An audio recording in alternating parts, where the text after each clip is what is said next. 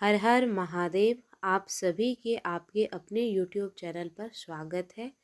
आज के इस वीडियो में आप सुनेंगे सोमवार व्रत कथा।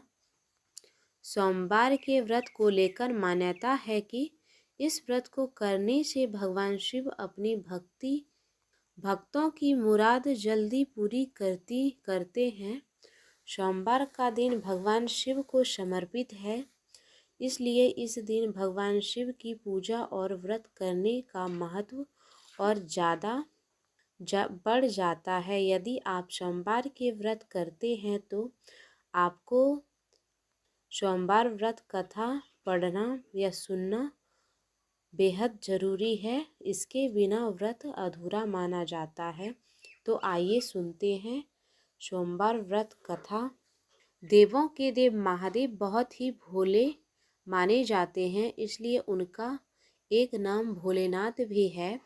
पौराणिक मान्यताओं अनुसार भगवान शंकर को प्रसन्न करने के लिए किसी भी तरह के खास विशेष पूजन की आवश्यकता नहीं होती है, क्योंकि कहा जाता है कि वह तो भोले हैं और भक्तों की मन से की गई क्षणिक मात्र की भक्ति से ही वह प्रसन्न हो जाते हैं।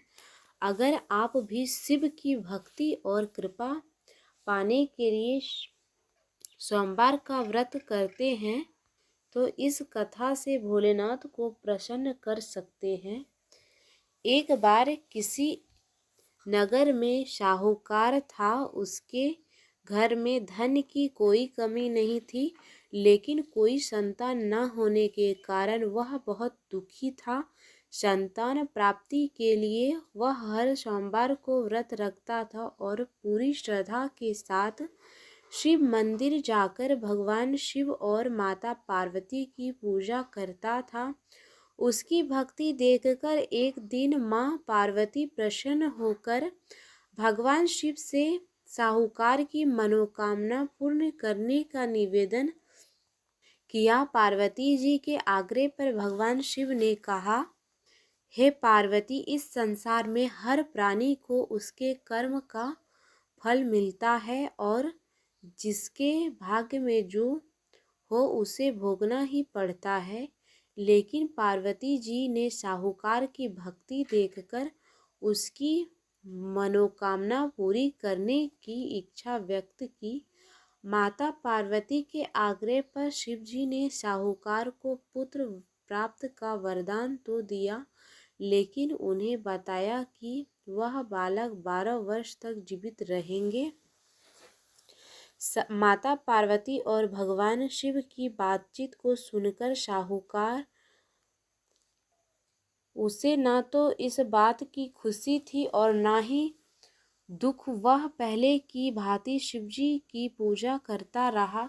कुछ समय के बाद साहूकार की पत्नी एक पुत्र को जन्म दिया।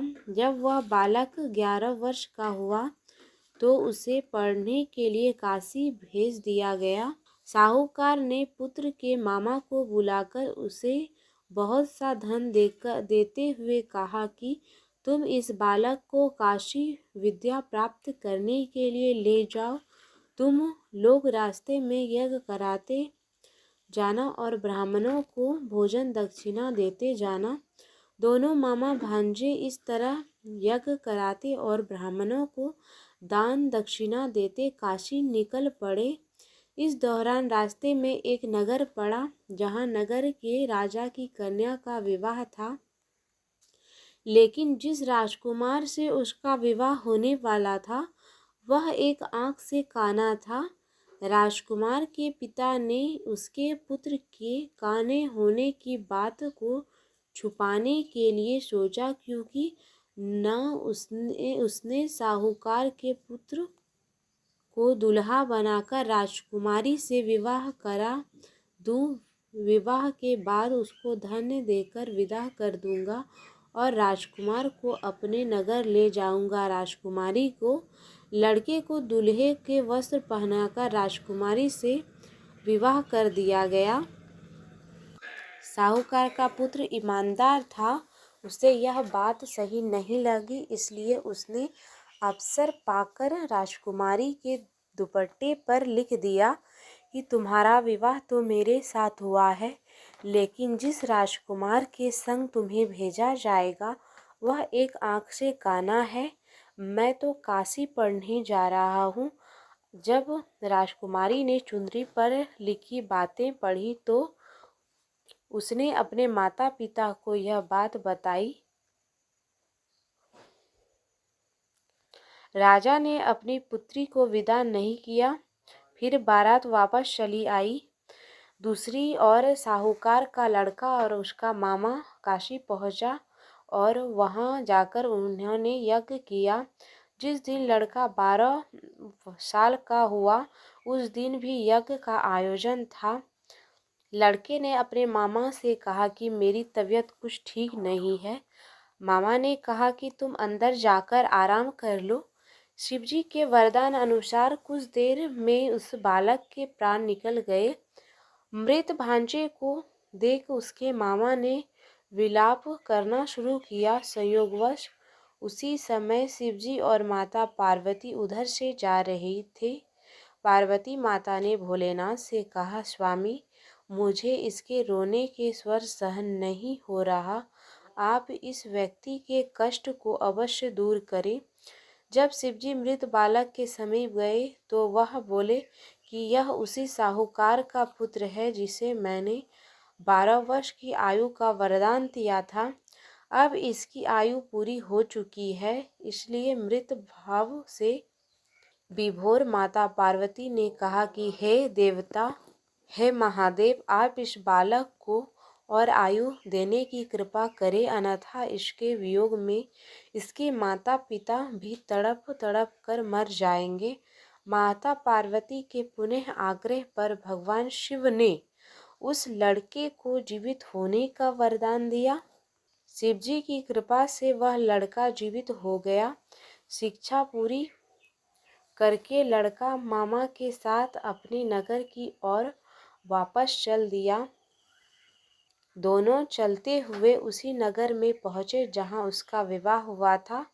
उस नगर में भी उन्होंने यज्ञ का आयोजन किया। उस लड़के के ससुर ने उसे पहचान लिया और महल में ले जाकर उसकी खातिरदारी की और अपनी पुत्री को विदा किया। इधर साहूकार और उसकी पत्नी भूखे प्यासे रहकर बेटे की प्रतीक्षा कर रही थी।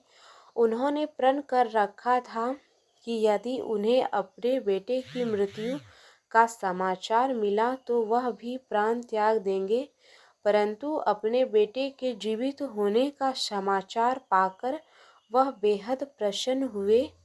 उसी रात भगवान शिव ने साहूकार के स्वप्न में आकर कहा, हे श्रेष्ठी, मेरे तेरे सोमवार के व्रत करने और व्रत कथा सुनने से प्रसन्न होकर तेरे पुत्र को लंबी आयु प्रदान की है।